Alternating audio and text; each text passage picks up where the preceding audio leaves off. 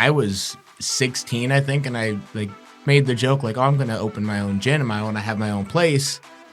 Didn't know her. We ended up meeting years later, and she had said the exact same thing to her family.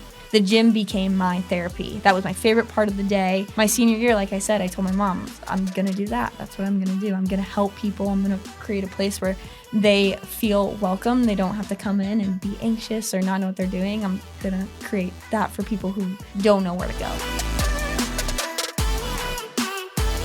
What's going on, guys? My name is Ryan Snaadt. It rhymes with odd, and welcome to the Rhymes with Odd podcast. Today we have two guests. This is our first double dip here on the podcast. So welcome you guys to the podcast.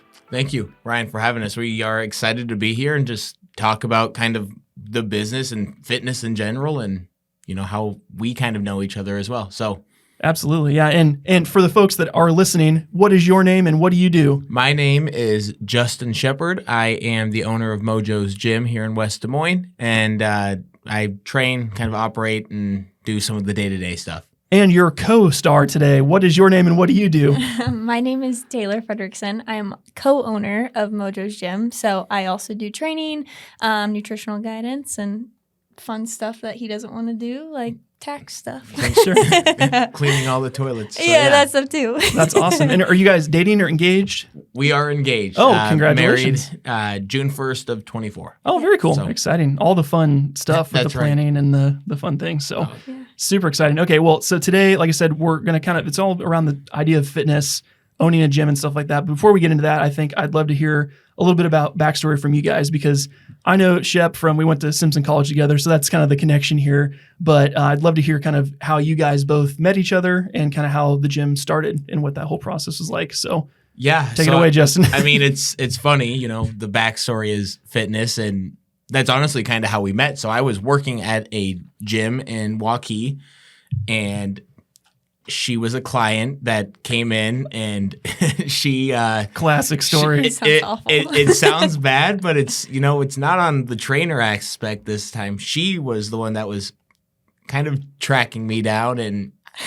reaching out to me, and I was trying to be like, no, and she finally kind of broke down the wall. So yeah, we met in 2019. 2018. Yeah. Sorry, 2018. Started dating in 19, and yeah, I've been together since, so. Super cool. And, okay, you get a chance to defend yourself here. Yeah. Any differences in the story from what was real? I wasn't necessarily a client. I was just there for a challenge, if that makes any difference. I wasn't like a paying client, but I did have a huge crush on him. So I can't really argue that point. Sure. So you're working at the gym. You're going to the gym. Yeah. At what point did you guys kind of decide that this was owning a gym was even something that would be an option for you guys? Was it years later? Was it pretty quick on? That's also kind of funny because it was before we knew each other. I was 16, I think, and I made the joke oh, I'm gonna open my own gym. I want to have my own place. Didn't know her. We ended up meeting years later, and she had said the exact same thing to her family. So when it came together, then it's well, can we really do this? Is this a real thing? And, I was looking into more of the logistics, how do we make it work? What do we have to do? And she's just the driving force, no, let's do it. We'll figure it out later. So, we kind of balanced each other really well in that aspect. But yeah, it was probably 2020 when we really sat down to try to start figuring out how could we make this happen. So.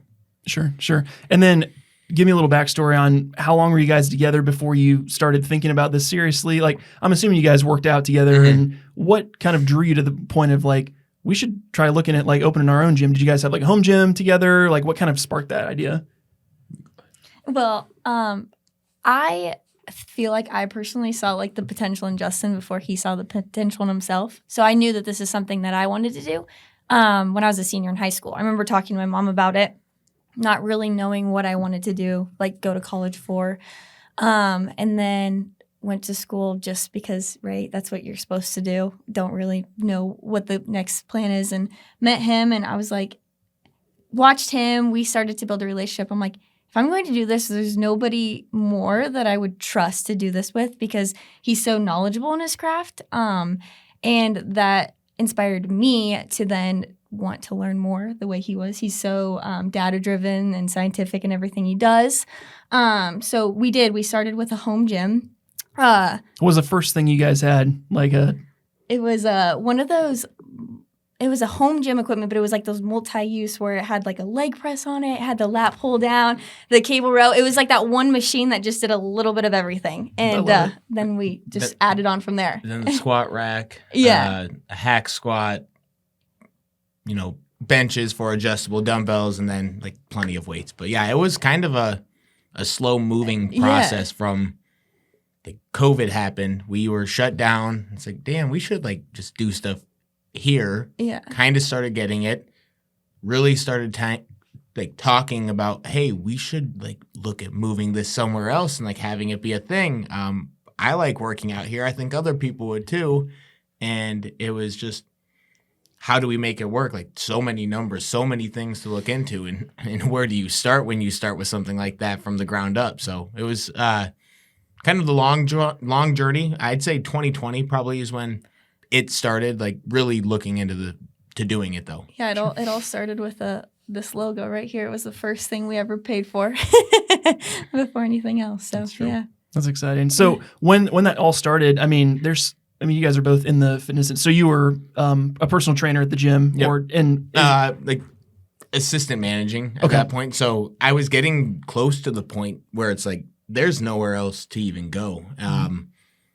Eventually was offered like the opportunity to buy into a franchise, and it's like if I am going to pay and we're going to do this, like I'd rather have it be like up to us to run it how we want, to succeed or fail ultimately, rather than being under anybody else's umbrella. So. Sure. And then in your background, did you go to school for exercise science, or what was kind of your background in there? Yeah, so I started off as an exercise science major and got talked out of that. I was told there was no money to be made in the field. Well, kinesiology, there was no money to be made in the field, and ended up switching as a psychology major.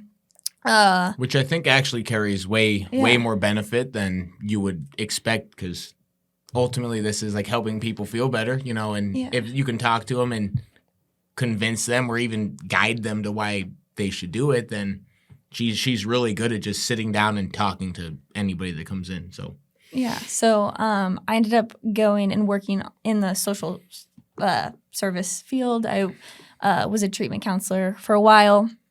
But then I was also I ended up getting a job at the same gym as him as a part-time employee, and I was like, that's what I looked forward to. And I truly believe that if you don't love what you do, then, you need to find something else. So when I was looking forward to going to the gym, getting off work to go to my second job, I was like, well, what am I doing at this point? So that's kind of when we sat down and talked. We're like, we both love it. Let's see what we can do with this. No, I love that. Yeah. So in terms of skill set, what do you guys both bring to the table for the business? So like you mentioned, like you guys kind of have your gray lines in the sand. Walk me through like what that looks like for you guys' makeup right now. I would say she is she's the one that pushes things to get done and get done like sooner probably than they should sometimes. But if it wasn't for her, like, hey, like, let's do this, I would still be like at my old job, like not even thinking about it. So I would say I am probably more of like, hey, let's run the numbers. Let's make sure things make sense. Let's plan it all out. And she is the one that gets stuff done. So, Sure. Sounds like you're the risk taker and you're the more reserved one a little bit. That's very cool. Absolutely. In terms of like job roles though, do you both kind of just split the roles? Is there like a manager that runs it? Like what does the actual operation of it look like? Yeah, it's tough because she still has a full-time like job throughout the day. So she does home mortgages as well. So like I will be at the gym from 6 a.m. to 7 p.m. some days. So obviously like I'm there more, I meet more people, I take on more individual clients. But when she's in there, I think it's pretty evenly split to where everybody kind of knows us. She'll work with her clients when she's there. But I am just running a lot of like the back office, like day-to-day stuff when she's gone and making money to pay the bill still. So Sure. So then in terms of your involvement, you said you're doing like back end stuff, or are you training at night, or like what's kind of your involvement? Yeah, so I'm training in the mornings and the evenings. And then the days where I'm not training in the evenings, I'm in there cleaning, organizing, getting stuff to our, again, the books and all the behind the scenes stuff that's not fun to talk about, paying, the loan, bills, all of that stuff. So that's kind of my role. So very similar. I do a lot of the training, but a little bit more of the paperwork, where he kind of takes on more of like the social media type of stuff too. So, Sure. yeah. Sure. That's great. So is the big picture vision, you guys are both working on the business at the same time, or do you enjoy splitting your time with both? I do enjoy both a lot. The nice thing about the mortgages is it's just like real estate. It's super flexible, It's similar in the sense that I still run my own business there. I'm all commission based. So it's really flexible to be able to fit this in. Like I can be here right now. Sure. I don't have to be there 9 to 5. So it just makes sense right now. So, and I do enjoy it. So, Sure. yeah. I would say, ultimately the goal would probably be that we're both there running things a little bit more, or we get to the point where we're comfortable enough hiring somebody else to help take some of the load, rather than her balancing 2 jobs and me having 13, 14-hour days. Like it gets to where right now it's fine. We knew it was coming, but how long is that sustainable? So we kind of have to, we have a plan. We have to see how the plan moves though. So Sure. I have to remember too, before we get any further, what's the origin story of the name? Did you name Mojo's after the bar in Indianola, or is it something else? Yeah. So Indianola Mojo's bar was where I got the name for my dog Mojo. Okay. He's been named Mojo since I got him. And ever since, I'm like, man, I just kind of like the name Mojo. That's awesome. So yeah, it's a gym that's named after a dog that's named after a bar. That's so awesome. Because I heard the name when you guys launched it. I'm Yeah. like, did he name it after the bar in Indianola? I think he did. What a alcoholic thing Sure. to do. Well, and I was thinking, I'm like, well, maybe there's like 2 other partners, and like he's the J and Mojo. Like I didn't know. I'm like, maybe it's an acronym. Like I was just overthinking it. I should have known better. Nope. Yeah, it was the bar in Indianola. So Sure. That's awesome. So as you guys are going back to the timeline, you guys were thinking about this whole thing. You're at home. You got the logo designed. What was that whole process like? Because I feel like when you start a business, with any business, it's like, oh, it'll be really simple. Like you don't realize like how much work it goes into doing that. I know even just for my commercial space here, that took like 4 or 5 months to find a place. You got to negotiate, you got to renovations, all this stuff. Walk me through what it was like once you're like, okay, let's start looking. Yeah. And did you already make the decision like, we're doing this now, let's go find a place? Or was it like, let's go shop for places, and then if we find a good spot, then we can do it? It was, kind of, I don't know that I can give you a straight answer on which way it was, because, I had the business plan all written up, and we were ready to go somewhere and try to get the loan.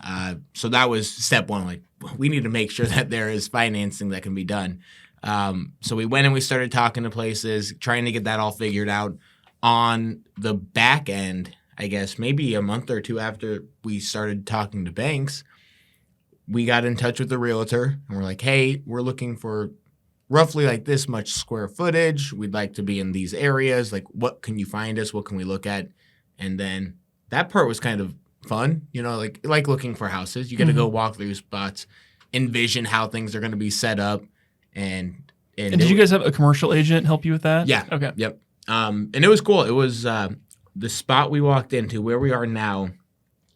It was like painted blue and like lime green, and there were cubicles and desks and just clutter everywhere. It was like, and I don't know why, but it's like, this place would be really cool. And like Taylor's first thought, she's like, what are you talking about? Like it's gross in here. And I'm like, no, like this could be really cool. So, and then getting the attorney on board, having all of that stuff just drafted up.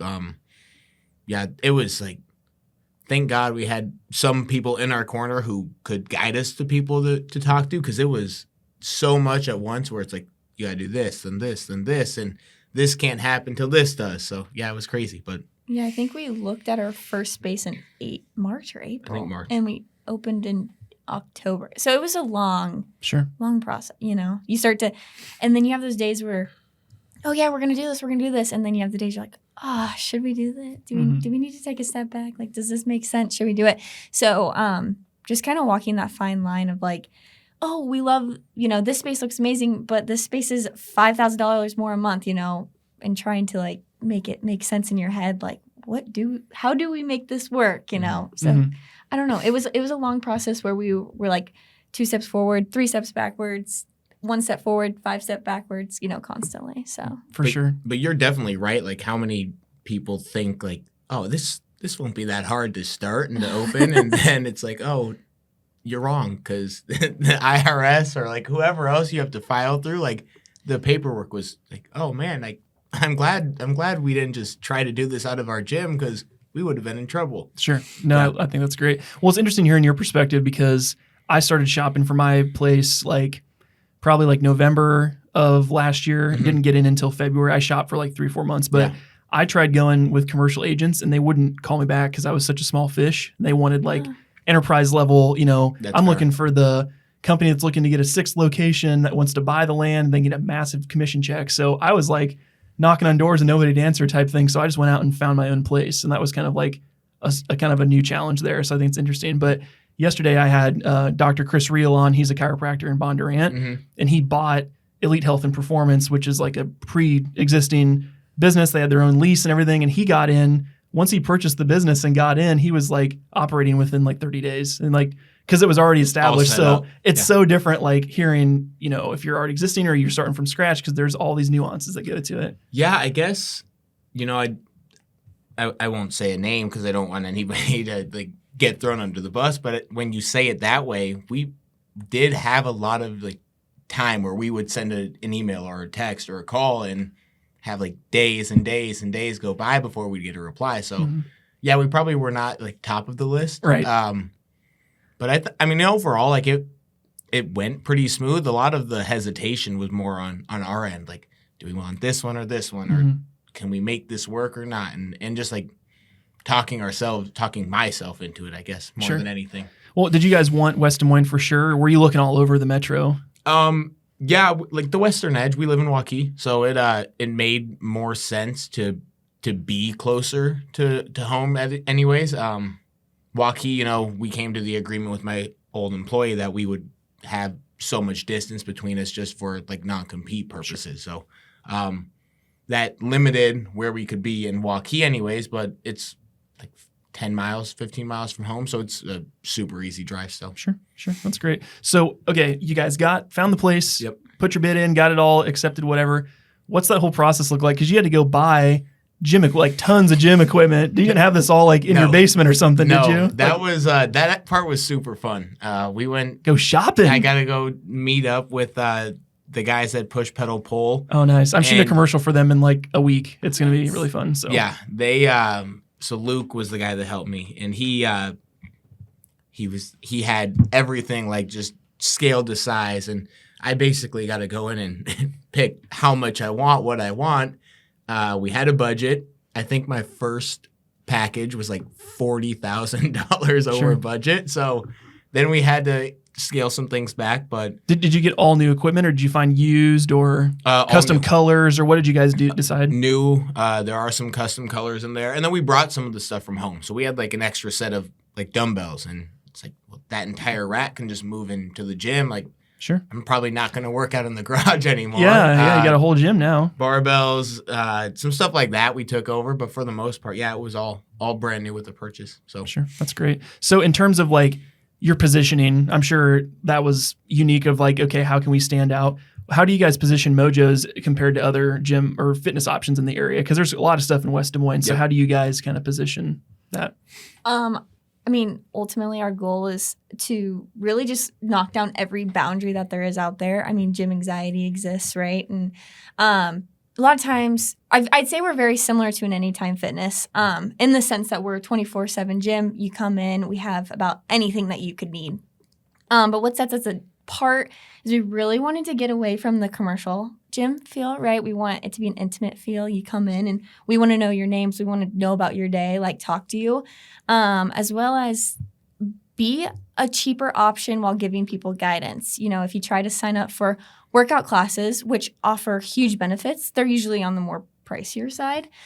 So while we aren't in the position to offer classes, we do offer what we call workout of the days. So we have a big board up front where we have 3 workouts at all times. So there's always an upper body workout, a lower body workout, as well as a cardio workout that you can choose from. So a lot of our clients utilize that and love that because they're like, I don't have to think about it. I can just come in, do it at my own time, and just look at the board and do the workout up there. So I think that's really what sets us apart is that we do offer that guidance. And that's accessible to all of our clients. Like there's no extra charge for that. But and then we tried again to be reasonably priced. Like just every boundary out there, whether it's financial, time, just not knowing what to do, any of that. That's what we tried to do is knock down all those boundaries. Sure. So, yeah. That's cool. Because I know I've shot a lot with like different fitness places, and there's a client of mine in Oklahoma. They're a low price, high value gym. It's like Planet Fitness, but different and better. And it's so different, like how different gyms, it's like, okay, it could be super low cost, but like you said, you might not be getting the custom or the personalization. You might not feel you're just like a number, and that's fine if you need a $10 a month membership, whatever. Yep. But then there's like super high end, like a $200 a month or $300 a month boutique gym. It's like the expectations of those 2 memberships are so different. Right. So it sounds like you're kind of melting them a little bit more together, like the personalization, but also the cost efficiency of it. Right. Yeah, I think the anytime comparison is, I hate it. But I understand. It's a good point of reference, I understand right? it, because it does have the 24-hour feel. If you're coming in and you're looking for free weights or machines, like, yes, that's going to be there. But it is like, it does feel much more personal than I feel like. Because, if people come in and, like, I know, like, all of our members' names. There's a couple of times that I don't. And it's like, wait, you're new. Like, let me reintroduce myself. It's fun to see people, like, connect to the speaker. If nobody else is playing music and somebody wants to, they can hook up and play their own stuff, which you get some wild shit coming on in the gym sometimes. So maybe we need to set some barriers, but that part's kind of fun too, when you're sitting there and you're listening like, oh, that's what you listen to? Mm-hmm. I never would have guessed. So Sure. That's cool. So in terms of like, you got all the equipment in, all that type of stuff, what was one of the biggest surprises in that process of like getting into the gym? And this is for either of you guys. If there was like things you never thought of, like you mentioned, you have to go talk to a lawyer and you got to like find financing, like all this stuff. Was there some kind of surprise when you guys got in that took you off guard, or was like, I never even thought about this, like anything like that jumps to mind? I would say, really the way like our property management company kind of like handles some things, like obviously like it's a business for them too, like they're cutting costs, they're doing things like they're getting it done for us, but cutting costs. We had one like light rail that was running along the ceiling, and it was running straight down in the middle of nowhere. There used to be a wall there. They knocked the wall down, but they were wanting to just leave like this light hanging in the middle of the room. And they like fought us on it. I'm like, no, like the job's not done. Like somebody needs to come back and do this. And that was like the first of one thing. And then little by little, like we build a relationship, it gets better. But like at first it's like, hey, like, no, this isn't acceptable, I don't think. So that thing was kind of crazy. Other than that, how heavy, like, I mean, it's weight obviously, but oh my gosh, like you sit there and you move weights all day long. Like, yeah, it was a miserable couple of days really getting everything set up. But what about you? What do you think?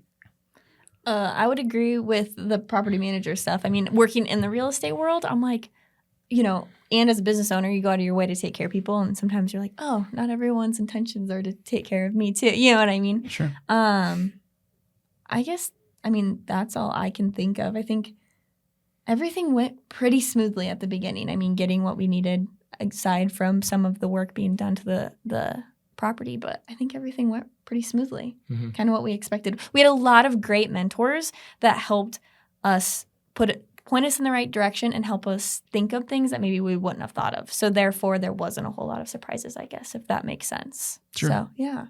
That's really cool. So in terms of the process of getting in, I mean, you guys have been in for how many months now? Like 8 sure. months, so yeah. Coming up on a year then? Yeah. Okay, very cool. What you sound like you were doing the numbers, like running numbers and stuff like that. You don't have to tell me specific numbers, but was there like we need this many members to like just break even? Was there like a number that you're aiming for membership count? Yeah, when we started, the initial number was let's get to triple digits. 100 would be great. Our break even point was like 180 or something like that. But then, like, as we got past 100, it's like, wow, like we're moving, we're growing pretty quick. Being new, it was, I think, kind of easier at that point as well. But we had like the number of just like 250 kind of in mind. Like if we are sitting at 250, above 250, like we're in a good spot. What I had seen going into it was basically factor in and provide 10 square foot per client that you have. So we could go up to like 410 if that's the case, but I do feel like those high traffic hours would get a little chaotic if it's like, oh, you have double the amount of people coming in now that you did basically. So Sure. And then that's kind of the juggle you have. You want to maintain that culture and the feel when people come in and like that experience, but also you want to make more money. So if you can get more people in, but that's kind of the juggle with the gym business is like, you want to help more people, you want to make more money, but then the way you do that is like more people sign up that don't use the gym, which is what you don't want. You want them to come, use it, get results, tell their friends. Like, absolutely. It's kind of like it's a very referral driven business in a way because the motivation that everybody has, like, oh, I need to go to the gym or I'm going to go to the gym. And then like, do they continue to show up? Probably not. So yeah, if you get them results, they're going to keep coming back. And that's the tough thing because how many people do you know that have a gym membership that probably underutilize it? We know definitely a couple, but that number does seem to be diminishing, I feel like, because we reach out to people. If they're not showing up, it's still close enough, small enough where I'll give them a call, I'll shoot them a text like, hey, Ryan, I haven't seen you here for like 2 weeks. Like, what's going on? And I'm like halfway through a gallon of ice cream when I get that text. I'm like, damn it, he won't get off my case. That's exactly it. Like, damn, I guess I'll be there tomorrow. And if they don't show up, they hear from me again. So, yeah, It's nice to add a little bit more accountability, I guess, rather than, like you said, a Planet Fitness. It's just you show up. If you don't show up, great. They actually probably don't want you there beating up the machines anyways. Sure. Yeah, I have like such, I mean, I will say it on the air, I hate Planet Fitness. The whole model is so backwards. Like pizza, they did pizza parties. And donuts in the mornings. There's like people, there's people that I know that I've talked to that used to go there that would like, they had a crazy fitness transformation. They got kicked out of their own gym because they're like, you look too douchey now. You intimidate our other members. Yeah. It's like, what? I literally used your service to get healthier and you're making me leave. It's like, oh my gosh, I just want to like smack the people around that started that concept. The whole anti-bodybuilding, stuff that they had, you look too jacked, get out of here, don't be lifting heavy. No, that's which I get, like the gym douchiness makes people feel uncomfortable, but there's also like, I don't know, there's just like there's a place where both can exist and everyone's respectful of each other and you don't have to be in a one bucket to go somewhere, I agree. Like there's a difference between Planet Fitness or like Curves or like all these other unique offerings that focus on one person. Yeah. But yeah, I just find it interesting. But especially like a local neighborhood gym, like not everybody's one type of person. If you're in LA, you could have like an Equinox, it's like super high end, and you could have like a Curves and a Planet Fitness anytime, whatever. But it's like, I feel like in a smaller town like West Des Moines, you got to be like, people can come in and feel comfortable, So yeah, it's funny because Des Moines feels big, coming from a smaller town, but it's really not. Like when you start like running around in some different circles, and it's like, oh, I've seen you at this many networking events, or all of these people from different gyms that have either collapsed or just not offered a good service. So. And people talk. So, it's always trying to put on like that best picture that it is. Like we want people to come in, enjoy their experience, and then, like you said, tell a friend and bring them back. So Sure. That's great. So, okay, you launched the gym, goal is 100 members. What's that first like couple months like? Did you hit your guys' goal? Where are you at now with the amount of members that you have, and where do you want to be in the future? Yeah, we did. We made it. By the end of the new year, I think we were up over 100, which was kind of the first goal. Honestly, the first couple months for me were pretty like terrible because it was like the highest of the highs. Like, oh, we had like 8 members today, and then the next day, like no money goes through the system. I'm like, what the hell are we doing this for? Like, this is a bad idea. So I'd ride the highs and I would completely collapse with like the bad days. How was that like to be like, hey, Justin, how was your day? And he just face down on the ground. What was that like for you to see that? Well, with Justin, the one thing about him is he wears his emotion on his sleeve. Like you can tell when he walks in the door, like, oh, wasn't a good day, you know? And he does, but doesn't like to talk about it. So at times I just know to like, just be quiet, you know, and I'm very, you know, here comes the positive of being a psychology major is I'm a big believer in delayed gratification. You know, if you're always looking at what's going to happen today, you're never going to be happy. But if you can continue to think like, oh, well, the work I'm doing today is going to set me up for what I want, you know, in the next year or two. And I feel like I reminded you of that. You know, not every day is going to be perfect. And sometimes he'd listen to me and sometimes I could see it go in one ear and out the other. But I mean, for the most part, you did okay. There was a lot of nights where he came home and he was kind of quiet, but Sure. it was never bad. She definitely did keep me more level-headed, which I appreciate because, yeah, I would have I was like mad and upset and like I didn't want the members to obviously see that. So it's like, well, pretending to be okay. And then I'd get in the car and I'd just stew in it and be upset.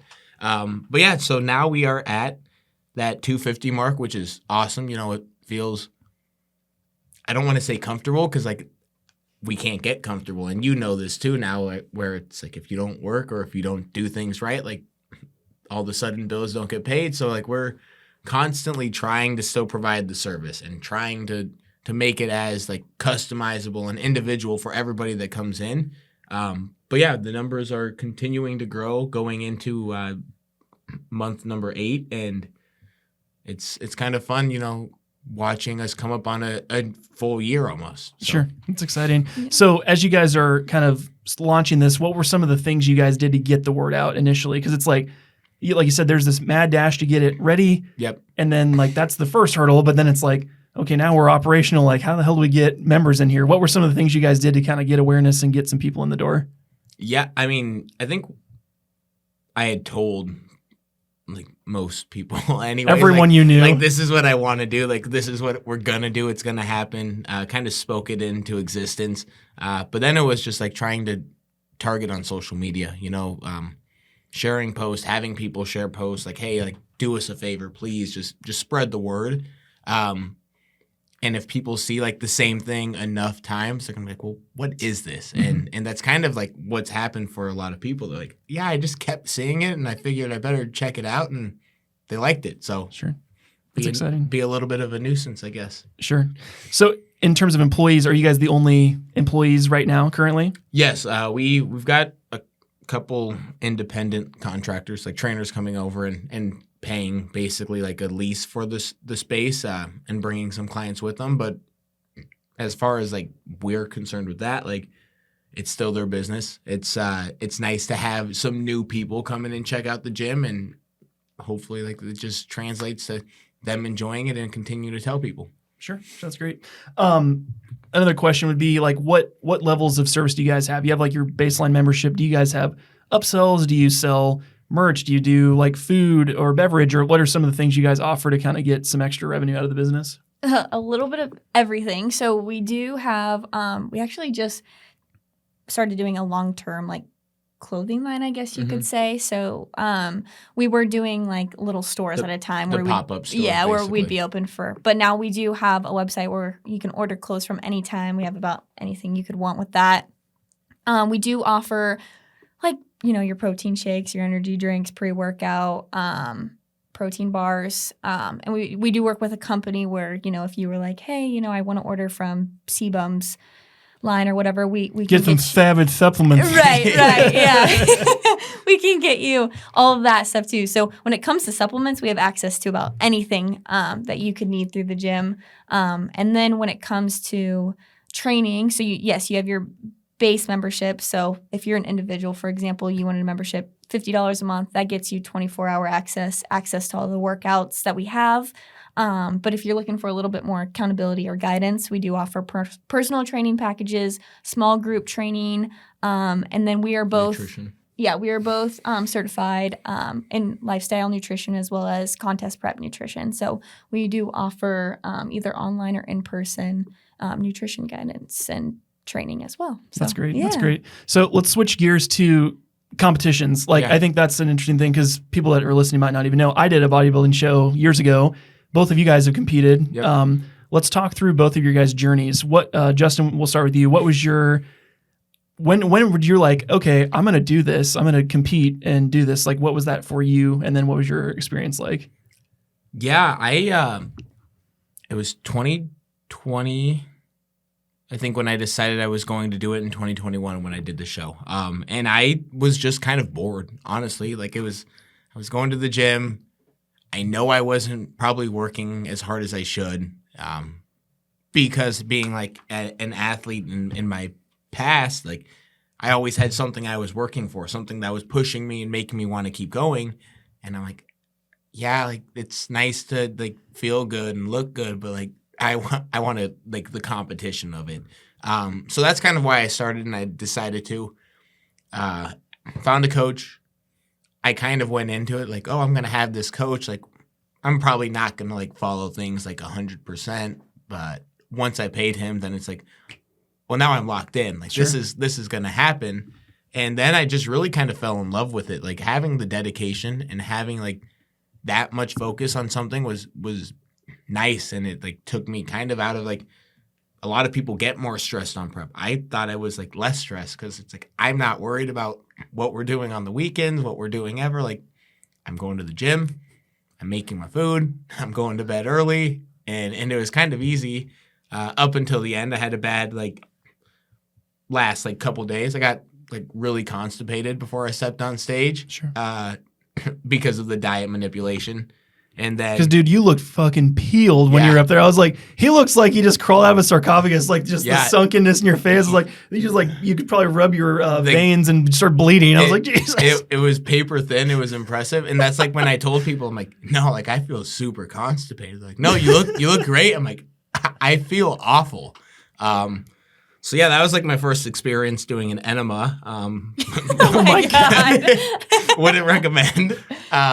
But that was the first and only show I've done. And I like kick it around every once in a while. Like, should I do it again? Like, because I know way more about the sport now. Sure. Did you do the Des Moines show? Yes. Yeah. Okay. The natural one. Yep. Okay. Very cool. And obviously proximity plays a role in that, but did you make a conscious effort? Like, I'm not going to dip into drugs or enhancement or PEDs to try and, was that something that was really important to you, or just like it just worked out? There's a natural show here. It just worked out that way, really. I was pretty like blind and naive to all of that, I guess, when I started anyways. Honestly, the more like I get into it now, like the more I kind of see like the benefit and why people would do it. Sure. A lot of people just are replacing like testosterone or stuff like that, but I don't know that I would ever go down that path. Like, I joke about it sometimes still, but I don't know that I could ever like pull the trigger. And it's not like bad that people do it. End of the day, like, you got to work really hard regardless to look good when you step on stage. But yeah, I feel like I'm probably past the point where I would want to start doing that. Like, if it would have happened back then, that would have made more sense to me than, oh, I'm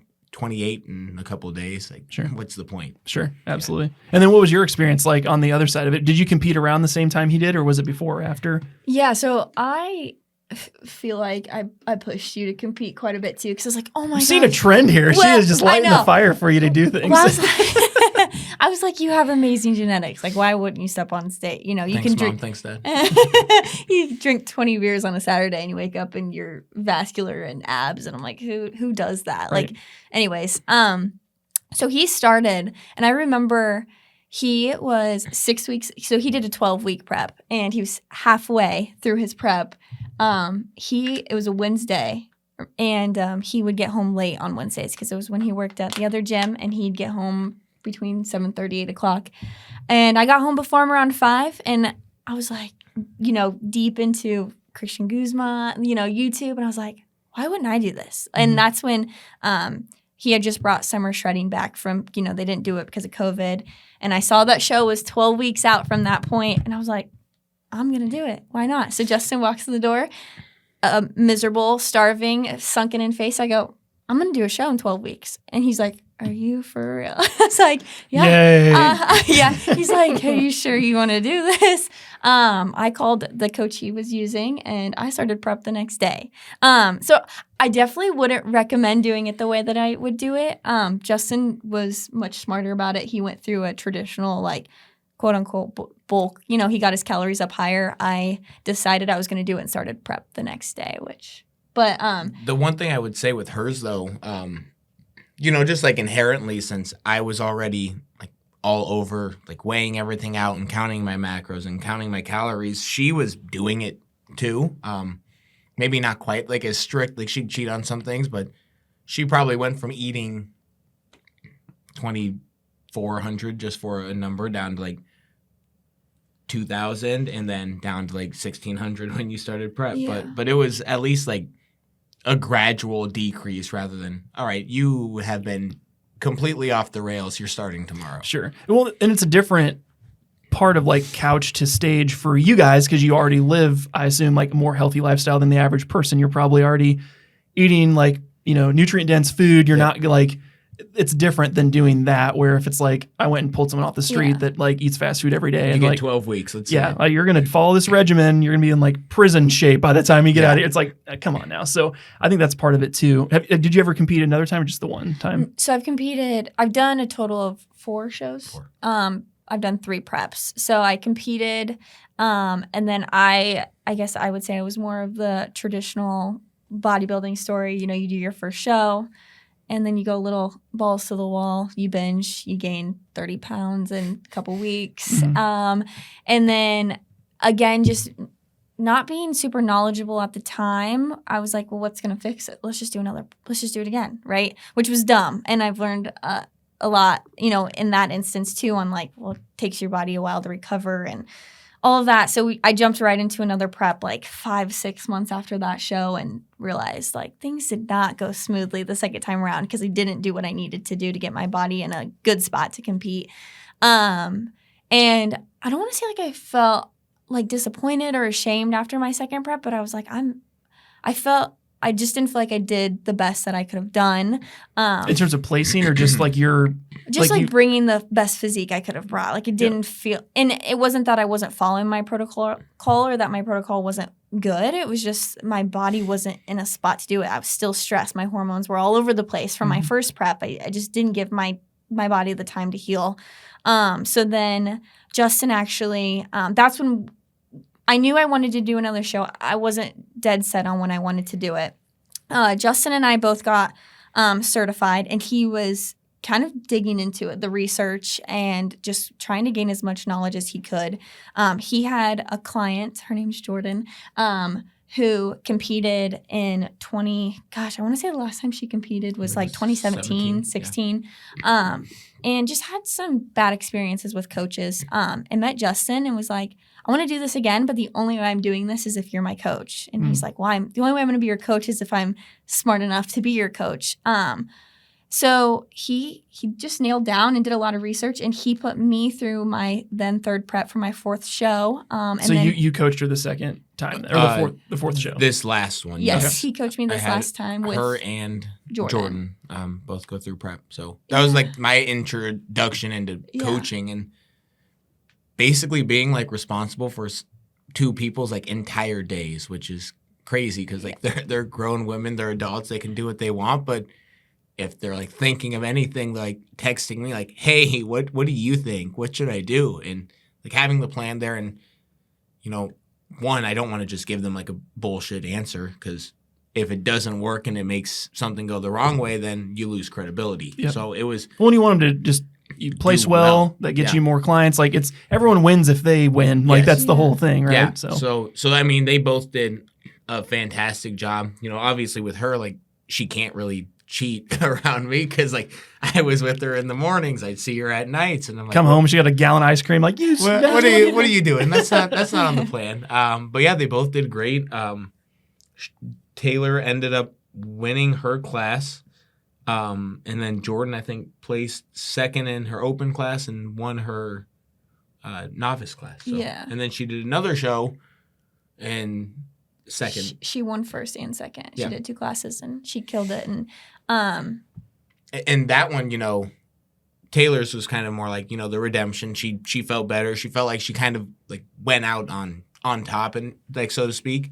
But like with Jordan, she had a bad experience, and then she came back and had a great experience, and she was like loving it so much. She's like, you know what? Frick it. I'm just going back into prep. I want to compete in August. She's not. We talked her out of it, which I think is probably for the best. Same type of thing she had where you got to dip down and then come back Yeah. up. You can't just hang out at the bottom of the ocean forever Correct. because you'll drown. which is what like is so hard about the sport and the whole aspect. That whole thought process is when you look your best, it's so hard on your body, but you don't want to not look your best again. So coming to terms mentally with that is tough, but. Sure.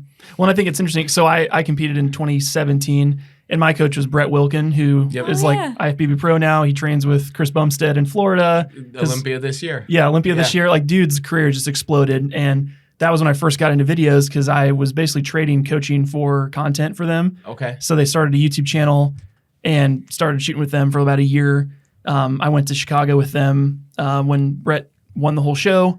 And then he had other clients that were there as well. And when I met him, he was 200 pounds, and now he's like 305. It's crazy, just the amount of growth he's done physically and just in his career. But I know I did my show as Natural in St. Louis as like the first forum show down there. And it was super interesting because that was, for me, it was a bucket list item. It was like, I was telling you guys earlier off camera, like I had someone ask me, Ryan, what's the hardest thing you've ever done in your life? And I was like, I don't even know. Like college was, it's hard, but not super hard. Like, it's okay. Like losing a family member, I'm like hard, but not like just gut wrenching. But I was like, I want to really push myself to like achieve something and like work hard for it, and nothing better than like a bodybuilding show. And I was also in that realm of like Christian Guzman and all these people doing it, but I was always into fitness and never really like took it like that. So I signed up to do a show, had Brett coach me, did a natural show, and then just started like, I did a bulking for like 2 or 3 weeks and then started prep. But the bulking was more to get my digestive system used to eating 8 times a day and a gallon of water and all the stuff. So I think I started at like 210 pounds, and then I was on stage at like 182. Yeah. That was like exactly the same with me. Yep. And I had abs for literally the first time in my entire life, but I was like, the amount of work it took to get here, I'm like, it's not even worth it. Like, isn't that the funny thing I always tell people? I'm like, I always told myself, I'm going to be happy when I have abs. And then I got abs, and I was like, I'm the most miserable I've ever been in my entire life. Absolutely. Well, just the thing for me was like the mental clarity, because like you said, you're focused on yourself. You're getting better. You're detoxing everything. Basically. Everything. No booze, no sugar, no nothing. And my wife, to her credit, she would get my meal plan, and I'd come home and I couldn't sneak anything because she'd be like on me, like, what are you doing? So, and she wouldn't get rid of the stuff, like the junk in the house. I'm like, throw the Oreos in the trash, like get the ice cream out of the freezer. Like, I can't have it here. And she's like, it's all about self-control. And for me, food is that trigger for me. I'm like, I could do any workout. You could put me through the hardest exercise, but I know there's like an end to it. It'll be over. Yep. And then I can relax. But like the food is like 100% the thing that just got me. It was like just trying to get over the hump to be like, there is no way to just like if I cheat on it, I'm cheating on myself. Yep. Like, and that's going to show on the stage. And if I lose my position by one placing, I'll know it's because I wasn't true to like putting everything I had into it. You know, that's so funny. Because it's like every other sport, like you have your practice, but it does not consume your entire life. To an extent, I guess it does, because you do have to train, right? You do have to sleep. But like this one really does, because like if you are off for a day for like a meal, and maybe it doesn't have the long-term effects that you think it does, but mentally you're going to know, or you're going to think at least when you step on stage, like, if I wouldn't have had those Oreos, like I would have beat that guy. Yeah. Another funny story about Oreos. She was on her prep, the first one. I was done at that point, and I was also in like my phase of I'm eating everything and anything that I can get my hands on.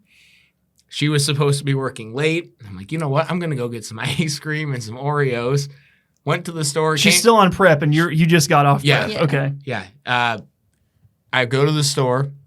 Mind you, this is like 9:30 at night. Yeah, no, she got off early and was home before I got home with the Oreos and the ice cream. And I walk upstairs with everything behind my back, and she's like, where were you?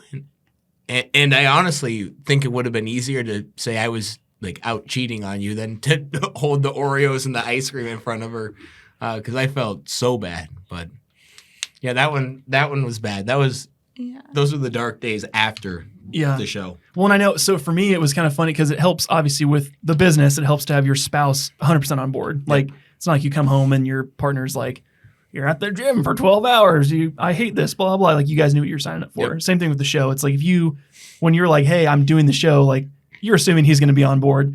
My wife was like, you're not doing this, because for her own benefit, she's like, I don't want to have to deal with this. You're going to be moody. You're going to deal with all this. I'm not going to be able to go do things. We went to a wedding like 2 weeks out, and I brought my Tupperware, and I was so tired. Like, we just left at like 8 because I was like, I don't want to dance. Like, I'm just so tired. Stuff like that. It was kind of interesting, but I just think it's cool to see the transformation in your mindset, right? It's like, once you guys, I'm sure, got to the end of that, yes, you said you had a little binge moment, which I feel like a lot of people do, to go eat the food and put a little happy weight on because you're like, I'm finally like able to relax. But I feel like for me, it was like, this was the hardest thing I've ever done, but it's proven to me that I got it. I've got the sauce to, like, if something comes at me, and I've seen this in my life just the last 4 or 5 years of like hardship comes up, and it's like, yeah, in the moment this sucks, but it's like, I've done harder stuff. You find a way. Yeah, absolutely. It's in you to do that. Yeah. So, and that's what I tell people. Anybody who's like talks about considering doing a show, or what do you get out of it? And I'm like, even if you get last place, or you did something that 98% of people would never do.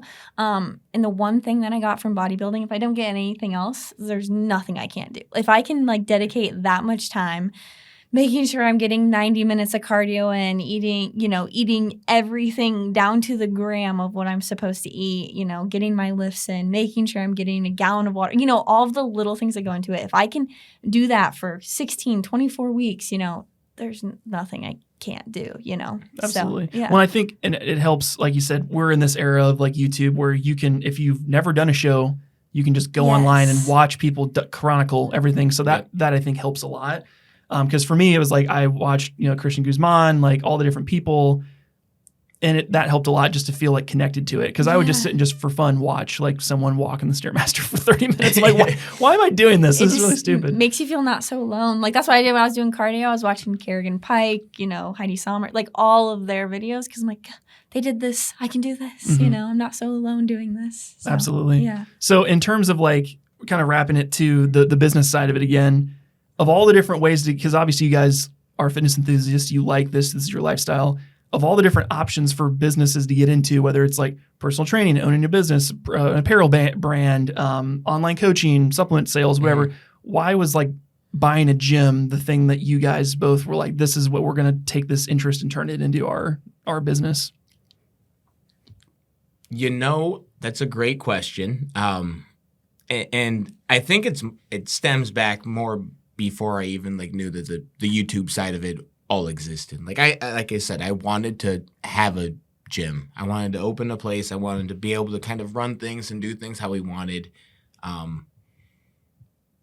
As you fast forward into like the 2000, I guess, gosh, I'm not that old, but like 2020, like when I got introduced into 2018, when I got more introduced into like the Christian Guzmans and like Shawleys and basically everybody in Alpha Land. Yeah, like all of those people. But you could have done it online and not like necessarily taken the huge financial risk of opening a gym. But that was what I wanted to do still, and it always kind of stems back to that. And now, I built knowledge from watching all of those videos and learning from those people. And I feel like we're in a spot where we can do all of it. We have the gym, we have a spot. We can do personal training. We can make content and videos like as things kind of slow down for us a little bit. We have the clothing store that we are getting more and more creative control over. So stuff like that, like it lends us to do more and impact more people, hopefully. But I never thought of like the question the way you asked it before. So sure, that's my job. Ask the hard questions. That's right. Yeah. Should have briefed you before so you had a good, solid, like well-rehearsed. I love that though. That's great. What about you? Did you any differences there? My biggest thing is I was an athlete in high school, and I had 2 shoulder surgeries. What sports did you play? I was a volleyball and basketball player. Okay. I played softball. I wasn't super great at softball, but volleyball and basketball were my jam. And obviously, like, I dedicated a lot of time to volleyball. You know, my mom paid thousands of dollars. I lived in Southwest Iowa. She was driving me an hour. You know, I'd get picked up from basketball practice, and I'd have dinner in the car, and my mom would drive me up to Des Moines for volleyball practice. And we were traveling every weekend at different tournaments, and that was my goal. I was going to play volleyball in college. And I had 2 shoulder surgeries, and it didn't make sense. And I kind of had a loss of sense after basketball or volleyball my senior year.